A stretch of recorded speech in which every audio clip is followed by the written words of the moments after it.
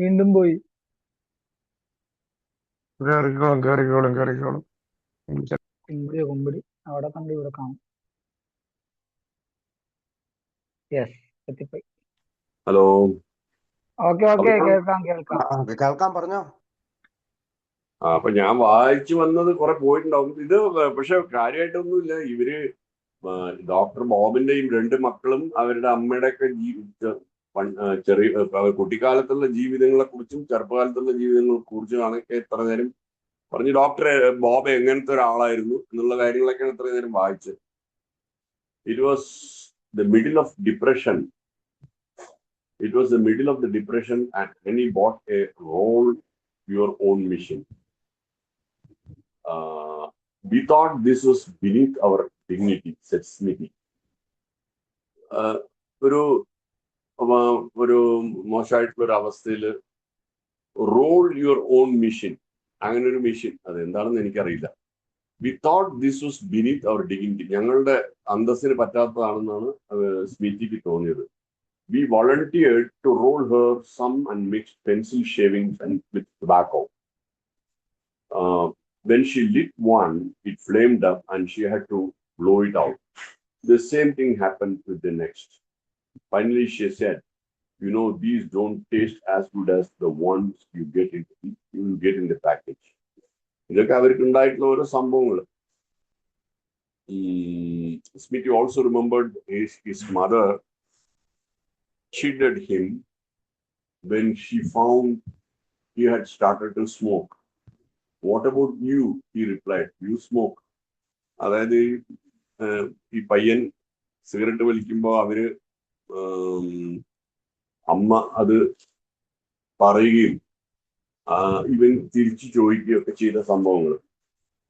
"Don't you say anything to me about smoking now," Annie replied. "And if you wait until you are 50 years old before you start, I won't say anything to you either." 50 വയസ്സിന് ശേഷം വലിക്കുകയാണെങ്കിൽ ഞാനൊന്നും പറയില്ലായിരുന്നു അമ്മ മകനോട് പറയാണ്. Dr. Bob also smoked, but would say, "Me, I don't smoke. Annie is the one who smokes in this family."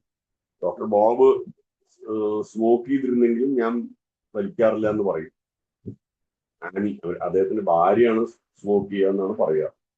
Mom was easily shocked, and her shyness and unworldliness were a source of constant delight to Dad. അവരൊരു സാധാരണ ഒരു വളരെ നാണം കുടുങ്ങിയ ഒരു സ്ത്രീയായിരുന്നു. അൺവേൾഡ്ലിനെസ്, ജനകീയമായിട്ടുള്ള ഒരു ആളല്ല. And a source of constant delight to Dad. ഏത് സമയത്തും അവര് ഡോക്ടർ ബോബിനൊരു ഒരു ഡിലൈറ്റ് ആയിരുന്നു, ഒരു സന്തോഷമായിരുന്നു. Who loved to bring home some items of unconventional action and watch her reaction, said Smith. എന്തെങ്കിലും സാധാരണയല്ലാത്ത എന്തെങ്കിലും കൊണ്ടുവന്ന് ഈ ആനിയുടെ റിയാക്ഷൻ കാണുന്നതിൽ അദ്ദേഹത്തിന് ബോബിനൊരു സന്തോഷം ഉണ്ടായിരുന്നു എന്ന് ഇവർ ഓർത്താണ്, സ്മിതി ഓർത്താണ്. After being involved with drunks for a while, however, nothing could surprise or shock her. എന്നിരുന്നാലും കുറെ കുടിയന്മാരുടെ കൂടെ ഇൻവോൾവ് ആവുമ്പോൾ ഒന്നും തന്നെ അവർക്കൊരു അത്ഭുതമായിട്ടോ അല്ലെങ്കിൽ ഒരു ഷോക്കായിട്ടോ തോന്നിയിരുന്നില്ല. As his memories moved ahead to the AAs. അപ്പൊ അങ്ങനെ ജീവിത രീതിയിലെത്തിയ കാര്യങ്ങളിലേക്ക് ഓർത്തു. Even though their ways might be foreign to her own upbringing, even though their ways might be foreign to her own upbringing, ഇവർ വളർന്നു വരുന്ന രീതി അങ്ങനെ വ്യത്യസ്തമായിരുന്നാൽ പോലും mother was extremely tolerant of others. She just could not criticize. She always sought to excuse their actions. അമ്മ, അതായത് Annie, വളരെ മറ്റുള്ളവരെ പരിഗണിക്കുന്ന തരത്തിലായിരുന്നു, ആരെയും കുറ്റം പറയാത്ത ഒരു സ്ത്രീയായിരുന്നു. Always sought to excuse. എന്ത് തന്നെ തെറ്റ് ചെയ്താലും അതിനെ എക്സ്ക്യൂസ് ചെയ്യാനുള്ള, അല്ലെങ്കിൽ അതിനെ വിട്ടുകളയാനായിട്ടുള്ള ഒരു മാനസികാവസ്ഥ ഉണ്ടായിരുന്നു. Her advice was never given on the spur of the moment, but was reserved until she had time to pray and think about the problem. വെറുതെ പെട്ടെന്നുള്ളൊരു അഡ്വൈസ് ആയിരുന്നില്ല, പക്ഷെ കുറച്ച് പ്രാർത്ഥിച്ച് അതിനെക്കുറിച്ച് ആലോചിച്ച് പ്രശ്നം എന്താണെന്ന് അറിഞ്ഞതിന് ശേഷമായിരുന്നു അവർ അഡ്വൈസ് ചെയ്തിരുന്നത്. സ്മിതി സെഡ്. ഇതൊക്കെ ആ മകൻ പറയുകയാണ്. As A result, her answer was given in a very loving, unselfish way, and served to steady dad to a very great deal. അതുകൊണ്ട് എപ്പോഴും അവരുടെ മറുപടി വളരെ സ്നേഹത്തോടും ഒരു സെൽഫിഷ് അല്ലാതെയും അത് അച്ഛനെ നേരെയാക്കാനും ഒരു പരിധിവരെ അച്ഛനെ നേരെയാക്കാൻ വേണ്ടിയിട്ടായിരുന്നു. Mother always had a very deep loyalty to our family. അമ്മയ്ക്ക് ഈ കുടുംബത്തിനോട് കടപ്പാടുണ്ടായിരുന്നു. And later to the AA, പിന്നീട് ആൽക്കഹോളിക്സ് അനോണിമസിലും, which made no personal sacrifice too great. എന്ത് തന്നെ ഒരു ത്യാഗം ഉണ്ടെങ്കിലും അത് അത്ര വലുതല്ലാതാക്കിയത്. She just would not spend any money on herself in order to help the family get the things she thought they needed. അവർക്ക് വേണ്ടി പൈസ ചെലവാക്കിയിരുന്നില്ല, മറ്റുള്ളവർക്ക് വേണ്ടി, ഫാമിലിക്ക് വേണ്ടി പൈസ ചെലവാക്കാൻ അവർക്ക് എന്തെങ്കിലും ആവശ്യമുണ്ടെങ്കിൽ അതിനുവേണ്ടി അവർ പൈസ ചെലവാക്കി.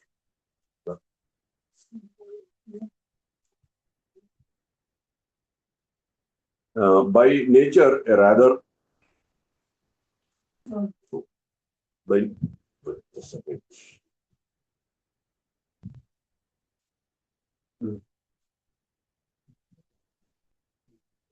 by nature a rather timid person, she could nevertheless rise to great heights. സ്വാഭാവികമായിട്ട് അവരൊരു വളരെ ടിമിഡ് ചില അത്ര ഉഷാറുള്ള ആളല്ല, വളരെ അടങ്ങിയ ഒരാൾ. She could nevertheless rise to great heights. അവർക്ക് ഉയരങ്ങളിൽ എത്താൻ പറ്റിയില്ല. If she thought the occasion warranted, അങ്ങനെയുള്ള സാഹചര്യം ഉണ്ടെങ്കിലും പോലും. ഇതൊക്കെ സ്മിതി പറയുന്നതാണ്.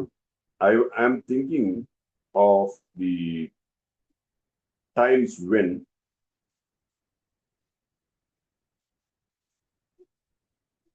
this happened. I'm thinking of the times when she thought the AA program was in danger. When this happened,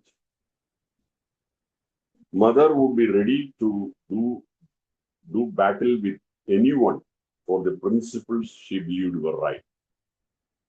പ്രത്യേകിച്ച് ഇത് AA പ്രോഗ്രാം ഒരു ഡേഞ്ചറിലാണെന്ന് തോന്നിയപ്പോഴായിരുന്നു ഇത് സംഭവിച്ചത്. മദർ, അതായത് Annie would be ready to do battle with anyone for the principles she believed.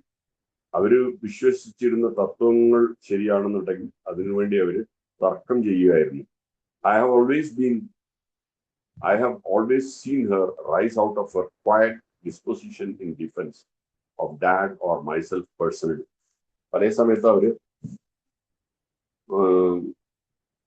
seen her rise out of her quiet disposition. വളരെ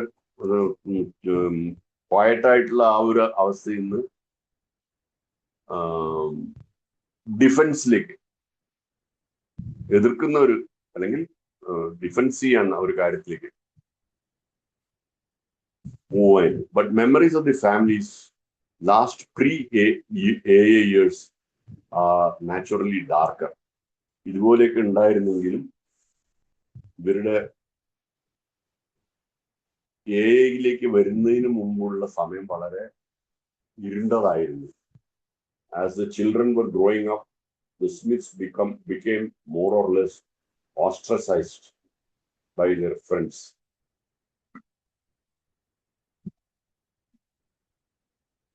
They couldn't accept invitations because Bob was sure to get drunk and cause a scene. ഇവർ വളർന്നു വരുന്ന സമയത്ത് smiths became more or less ostracized. അവരെ ഒതുക്കി വെക്കപ്പെട്ടു. Invitation ഒന്നും അവർക്ക് സ്വീകരിക്കാൻ പറ്റിയില്ല.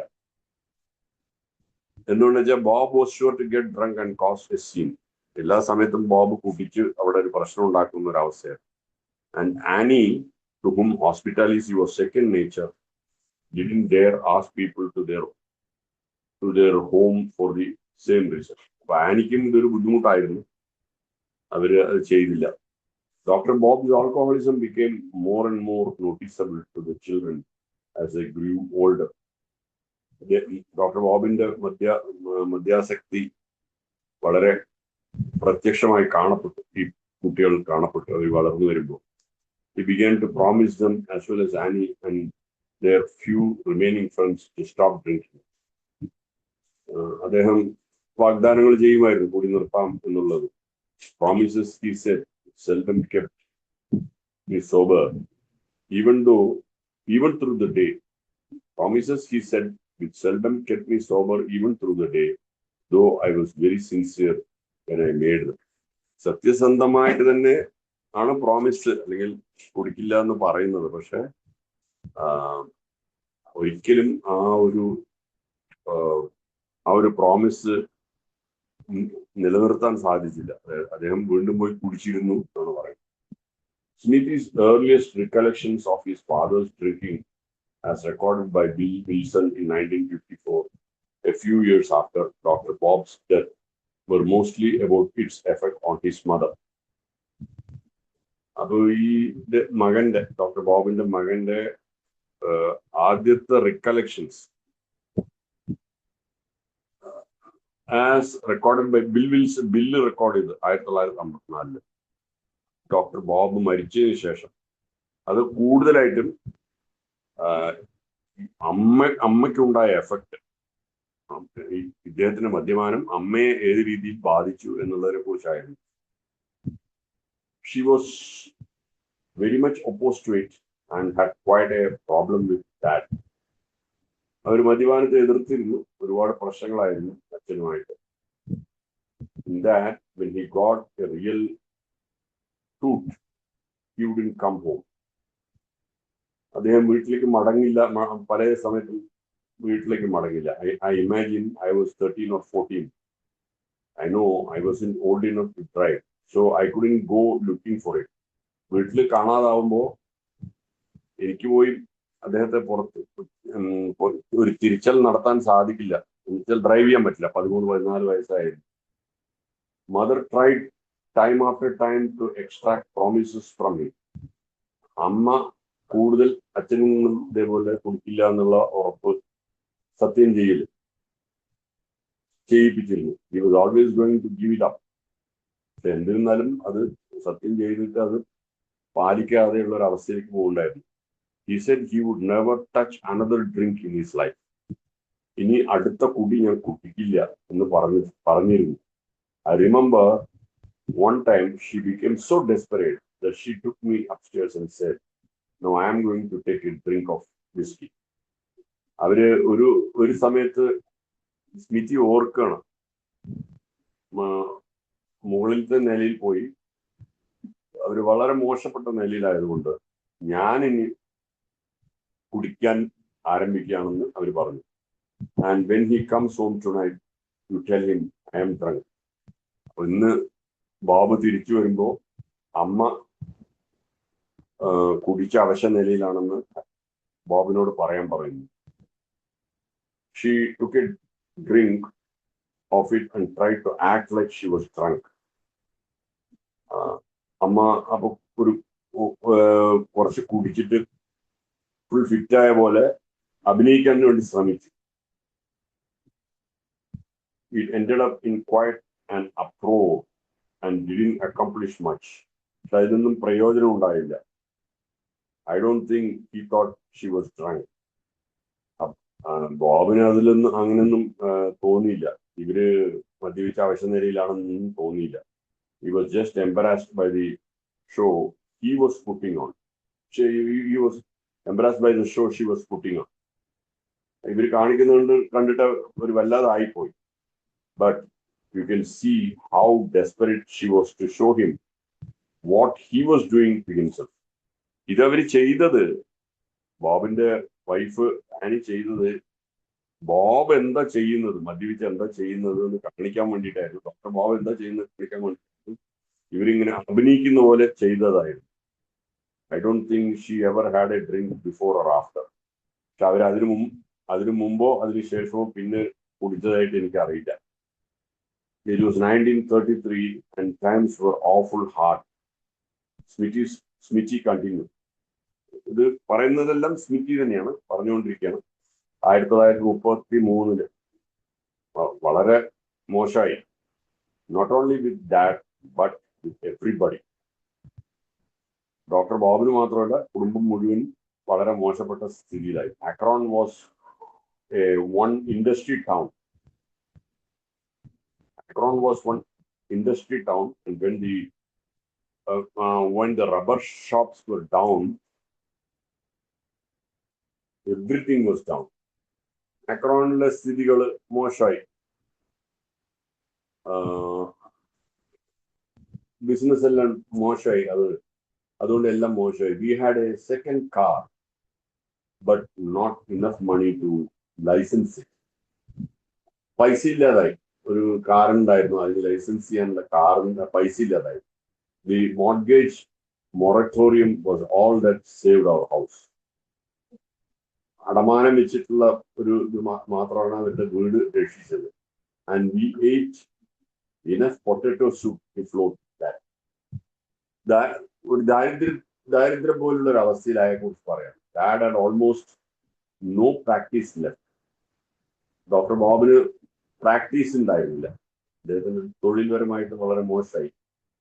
He would be in hiding or home and indisposed. He would be in hiding or home and indisposed. ഒന്നിൽ എവിടെയെങ്കിലും ഒളിവിലായിരിക്കും, അല്ലെങ്കിൽ വീട്ടിലായിരിക്കും. ഒരു രക്ഷയില്ലാത്തൊരവസ്ഥയിൽ. Mother lied to his patients and so did Lily, his office girl. Doctor ബോബിന്റെ ഭാര്യ നുണ പറഞ്ഞു പേഷ്യൻസിന്റെ അടുത്ത്. ഓഫീസിലുള്ള ലിലിയും അതേപോലെ നുണ പറഞ്ഞു. He very seldom drove when he had been drinking, Smithy said. വല്ലപ്പോഴും കാർ ഓടിച്ചിരുന്നു മദ്യപിക്കുന്ന സമയത്ത്. He had the boys in the central garage trained to drive him home. അദ്ദേഹത്തിന് പയ്യന്മാരുണ്ടായിരുന്നു അവിടെ. ഇദ്ദേഹത്തെ വീട്ടിലേക്ക് കാർ ഓടിച്ച് കൊണ്ടാക്കാനായിട്ട്. Mother always tried to frisk him when he came in. അമ്മ എപ്പോഴും പ്രശ്നം ഉണ്ടാക്കുമായിരുന്നു അദ്ദേഹം വരുമ്പോൾ. She wanted to see if she could possibly keep him in good shape for the next morning. എങ്ങനെയെങ്കിലും നേരെയാക്കാൻ വേണ്ടി ശ്രമിച്ചിരുന്നു അടുത്ത ദിവസം രാവിലെയെങ്കിൽ. But dad had ways of getting around it. പക്ഷെ അദ്ദേഹത്തിന്റെ തന്നെ രീതിയിൽ ഇതൊക്കെ മാറി തെന്നി പോവായിരുന്നു. He wore heavy driving mittens during the winter, car heaters being very poor then. He put half a pint of medicinal alcohol in one of them and toss it up on the second story sun porch. അദ്ദേഹം അവിടുന്ന് ഈ ആശുപത്രിയിലെ medicinal alcohol, അത് ആ ഡ്രസ്സിൽ, വലിയ ഡ്രസ്സായിരുന്നു, അതിൽ കൊണ്ടുവന്നിട്ട് അതിനെ രണ്ടാമത്തെ നിലയിലേക്ക് എറിയുമായിരുന്നു. After mother had frisked him, he would go upstairs and get his whiskey. ഇവിടുന്ന് ഈ ടോട്ടല് അമ്മയുമായിട്ടുള്ള ഇതൊക്കെ കഴിഞ്ഞു കഴിഞ്ഞാൽ അദ്ദേഹം ആ മോളിലേക്ക് പോയി ആ രണ്ടാം നിലയിൽ പോയിട്ട് ആ വിസ്കി കുടിക്കും. When he came down again, it would be obvious he had been drinking. മദ്യപിച്ച് ചോട്ടിൽ വരുമ്പോൾ സംഗതി പുറത്തു വരും. She never did figure that one out. She never did figure that one out. അപ്പൊ ഇത് എങ്ങനെയാണ് സംഭവിക്കുന്നതെന്നുള്ളതും അവർക്ക് മനസ്സിലായിരുന്നില്ല. That was in the only trick doctor Bob had up his glow. ഇത് മാത്രമായിരുന്നില്ല ഡോക്ടർ ബോബിന്റെ ട്രിക്ക്. പല തന്ത്രങ്ങളിൽ ഇതൊന്നും മാത്രമായിരുന്നില്ല. like many another alcoholic before, after, and yet to come, he was expert at obtaining and maintaining his supply. ഏത് മദ്യാസക്തനെ പോലെയും അദ്ദേഹത്തിന്റെ കുടിക്കാനുള്ള സാധനം കൊണ്ടുവരാനായിട്ട് അയാൾക്ക് വളരെ തന്ത്രപൂർവ്വം സാധിച്ചിരുന്നു.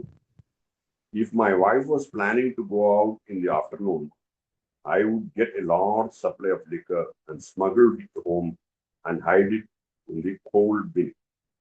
So, ഭാര്യ എപ്പോഴെങ്കിലും പുറത്തേക്ക് പോകാനുള്ള പ്ലാൻ ഉണ്ടെങ്കിൽ ഞാൻ കുറെ മദ്യം കടത്തിക്കൊണ്ടുവന്ന് അവിടുത്തെ കരിബിൻ call ബിന്നിൽ കൊണ്ടുവയ്ക്കുമായിരുന്നു. The clothes chute over door jams, over beams in the cellar and in cracks in the cellar type. പല സ്ഥലങ്ങളിലും അത് ഈ മദ്യം ഒളിപ്പിച്ചു വെച്ചിരുന്നു. He said, I also made use of old trunks and chests, the old can container and even the ash container. പല സ്ഥലങ്ങളിലും മദ്യം ഒളിപ്പിച്ചു വെച്ചിരുന്നു. He never used the water tank on the toilet because that looked too easy. ടോയ്ലറ്റിലുള്ള water ടാങ്കിൽ ഒളിപ്പിച്ച് വെക്കില്ല. എന്ന് വെച്ചാൽ അത് പെട്ടെന്ന് കണ്ടുപിടിക്കാൻ പറ്റുമോ എന്നുള്ള ഒരു കാരണമാണ്. It was a good thing to four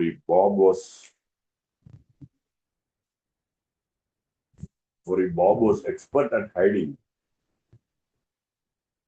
Annie was expert at seeking.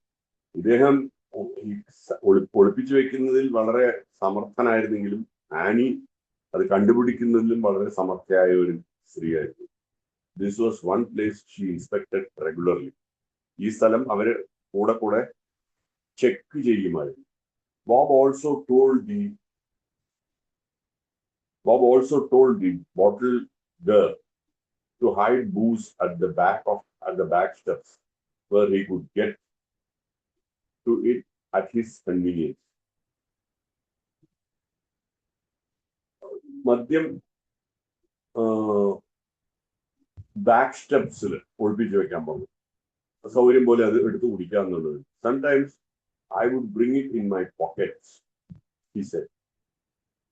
I used also to put it up in 4-ounce bottles and stick several in my stocking tops. പല രീതിയിലും മദ്യം കൊണ്ടുവന്ന കാര്യം പറയുകയാണ്. സ്റ്റോക്കിംഗ് ടോപ്സ് എന്ന് പറഞ്ഞു കഴിയുമ്പോൾ എനിക്ക് തോന്നി സോക്സ് പോലത്തെ, പിന്നെ 4 ounce ബോട്ടിലാക്കി കൊണ്ടുവരും. പല രീതിയിൽ മദ്യം ഒളിപ്പിച്ച് കൊണ്ടുവരും. This work nicely until my wife and I went to see Wallace Beery in tugboat Annie, where Beery pulled the same stunt in an attempt to deceive Mary Dressler, after which the pant leg and stocking racket was out. അത് കണ്ടുപിടിക്കപ്പെട്ടു. അതുവരെ ഇത് ചെയ്തിരുന്നു എന്നാണ് പറയുന്നത്. When beer became legal in early 1933, Dr. Bob thought this might provide a solution to satisfy everybody. 1933 beer ലീഗലായപ്പോ doctor Bob വിചാരിച്ചു ഇത് എല്ലാത്തിനും ഒരു പരിഹാരമാവും എന്ന് വിചാരിച്ചു. And he would not actually have to stop drinking. It was harmless. He said, nobody ever drunk on beer. Beer അത്ര ഹാനികരമൊന്നുമില്ല. ആരും ബിയർ അടിച്ച് ഫിറ്റാവൊന്നുമില്ല. ബിയർ ഇഷ്ടം പോലെ കുടിക്കാം എന്നുള്ള ഒരു തോന്നൽ അദ്ദേഹത്തിനുണ്ടായി. Perhaps Bob had superhuman powers of persuasion. Perhaps Annie was in such a state of depression. She was willing to try anything. ഒരുപക്ഷെ ബോബ് നിർബന്ധിക്കുന്ന കാര്യത്തിൽ ഒരു സൂപ്പർമാൻ ആയിരുന്നു. മാത്രമല്ല ആനി വളരെ അത്രയും മോശപ്പെട്ട ഒരു സ്ഥിതിയിലായിരുന്നു. എന്ത് പറഞ്ഞാലും അവർ ട്രൈ ചെയ്യാൻ തയ്യാറായിരുന്നു. In any case, It was with her permission that he filled the cellar with beer. അപ്പോൾ അവരുടെ തന്നെ സമ്മതത്തോടു കൂടി ബിയർ കുടിക്കാൻ തുടങ്ങി. It was not long before I was drinking at least a case and a half a day. അത് പെട്ടെന്ന് തന്നെ ഒരു കേസും അതിന്റെ പകുതിയുമായി ഒരു ദിവസം കഴിക്കേണ്ട സ്ഥിതിയിലെത്തി. I put on 30 pounds of weight in about 2 months. 30 pound wait കൂടി ഒരു 2 മാസത്തിൽ. ലുക്ക് ലൈക്ക് എ പിഗ്, ഒരു പന്നിയെ പോലെ, വെയിറ്റ് കൂടി ഒരു പന്നിയെ പോലെ. And was uncomfortable from shortness of breath. ശ്വാസം മുട്ടൽ ഉണ്ടായി, ബിയർ കുടിച്ച് ആള് വീർത്തിട്ടുള്ള ബുദ്ധിമുട്ടുകൾ. Then it occurred to him that if he was all smelled up with beer, അദ്ദേഹത്തെ beer വാസനിക്കുന്നുണ്ടായിരുന്നു. Nobody could tell what he had been drinking. So he began to needle the beer with straight alcohol. ഇദ്ദേഹം എന്താ കഴിക്കുന്ന, beer മാത്രമാണ് കഴിക്കുന്നത്, അല്ല വേറെ വല്ലതും കഴിക്കുന്നു, അതൊന്നും ആർക്കും അറിയുന്നില്ല. അപ്പോൾ മിക്സ് ചെയ്ത് കഴിക്കാൻ തുടങ്ങി. There were the usual results. And that ended the beer experiment, Dr. Bob said. അപ്പൊ അതോടുകൂടി അത് സംഗതികൾ വളരെ മോശമായപ്പോ ഇതും അവസാനിച്ചു. ഈ ബിയർ കുടിച്ചിട്ടുള്ള ഈ കളി അവസാനിച്ചു. During the beer drinking phase in 1934, Smithy had gone with his father to visit Dr. Bob's mother and old friends in Vermont. Smithy അച്ഛൻ്റെ കൂടെ പഴയ ഫ്രണ്ട്സിനെ കാണാൻ വെർമോണ്ടിലേക്ക് പോയിരുന്നു. I was 16, Smithy recalled. ആ സമയത്ത് സ്മിത്തിക്ക് 16 വയസ്സായിരുന്നു. And got to do most of the driving. അപ്പോ വണ്ടി ഓടിക്കല് ഇദ്ദേഹത്തിന്റെ പണിയായിരുന്നു കൂടുതലായിട്ട്. Because he was drinking. എന്താ വെച്ചാൽ ബോബ് കുടിക്കുന്നുണ്ടായിരുന്നു. അപ്പൊ ആ സമയത്ത് വണ്ടി ഓടിക്കേണ്ടി വന്നു. I remember that he was afraid Vermont might still be dry.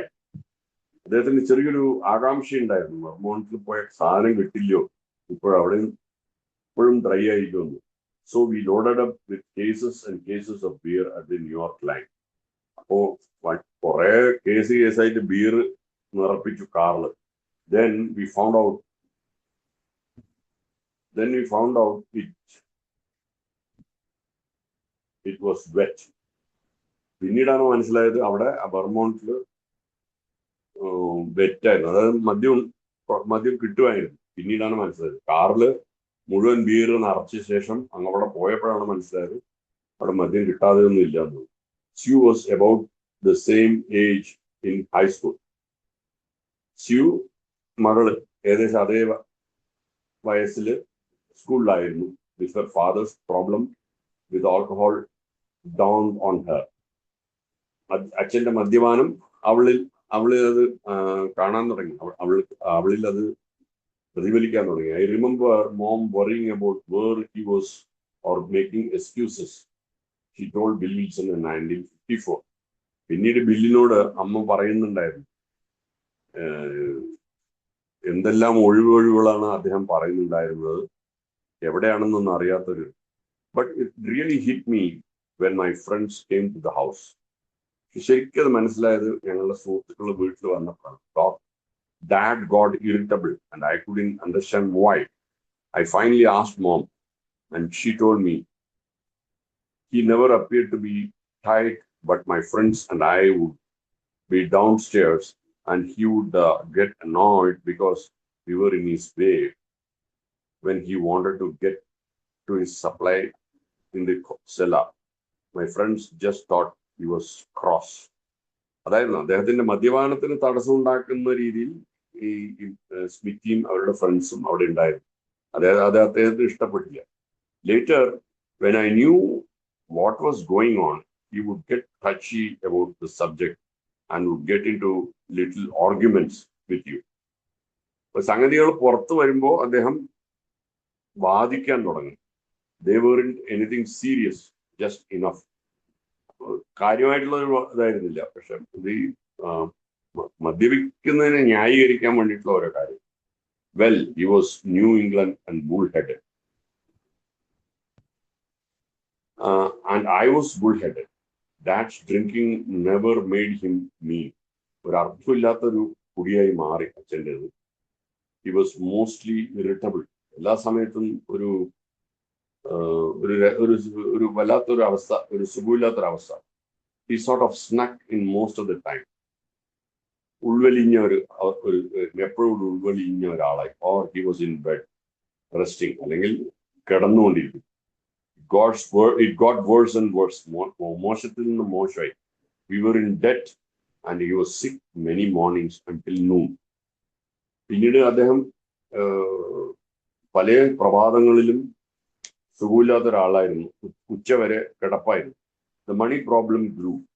പൈസക്കുള്ള ബുദ്ധിമുട്ട് കൂടി വന്നു. She remembered how her mother would have to pay debts with money received for Christmas and birthdays.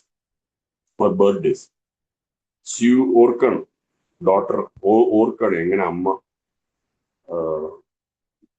കടബാധ്യതകൾ തീർക്കുന്നുണ്ടായിരുന്നു. ക്രിസ്മസിനും ബർത്ത്ഡേനും കിട്ടിയ പൈസയൊക്കെ അതെടുത്തിട്ട്. Emma K.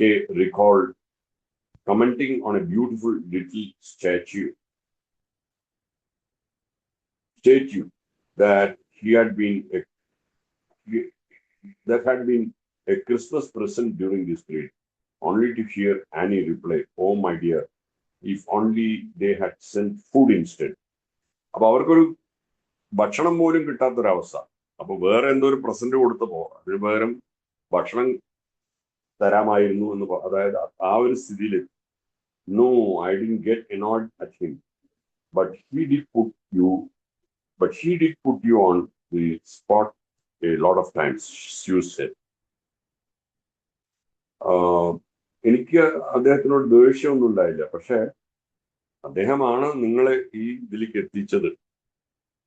You couldn't be loyal to him and mom both. I felt that put me in the middle. അച്ഛനോട് അമ്മയോടും ലോയലായിട്ടൊന്നും ഇരിക്കാൻ സാധിച്ചില്ല. എൻ്റെ ഇടയിലായിരുന്നു.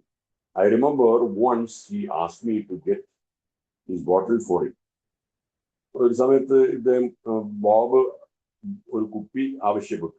I didn't do it and he offered me money. ഞാനത് ചെയ്തില്ല. അപ്പൊ പൈസ തരാമെന്ന് പറഞ്ഞു. He finally got up to $10 and I still wouldn't do it. $10 വരെ തരാമെന്ന് പറഞ്ഞിട്ട് ഞാനത് ചെയ്യില്ലെന്ന് പറഞ്ഞു. That was when I realized I didn't know much about what was going on with him, how much he wanted it. എന്താണ് ഇദ്ദേഹത്തിന് പറ്റണത്, doctor ബാബുന് എന്താ പറ്റണമെന്നുള്ളത് എനിക്ക് അറിയുന്നില്ല. ഏതുവരെയും അദ്ദേഹം എത്രത്തോളം അതിന് വേണ്ടി പോകുന്നു എന്നുള്ളത് അറിഞ്ഞു, എത്രത്തോളം അത് വേണ്ടിയിരുന്നു എന്നുള്ളതാണ്. I think he felt guilty about things and he began to make promises to us after he knew we were aware of the problem. അദ്ദേഹത്തിന്റെ ബുദ്ധിമുട്ടുകൾ ഞങ്ങൾ അറിഞ്ഞു എന്ന് പറയുമ്പോൾ, അറിഞ്ഞു എന്ന് മൂപ്പർക്ക് ഡോക്ടർ ബോബിന് മനസ്സിലാവുമ്പോൾ അദ്ദേഹത്തിന് വല്ലാതെ കുറ്റബോധമായിരുന്നു. പിന്നീട് വാഗ്ദാനങ്ങൾ പറയും, കുടിക്കില്ല എന്നുള്ളതൊക്കെ. I had a dime bank and of course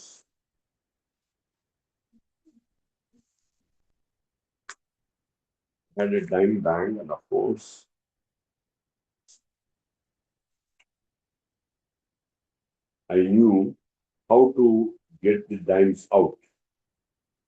I'd open it and find maybe $2 or $3 extra there.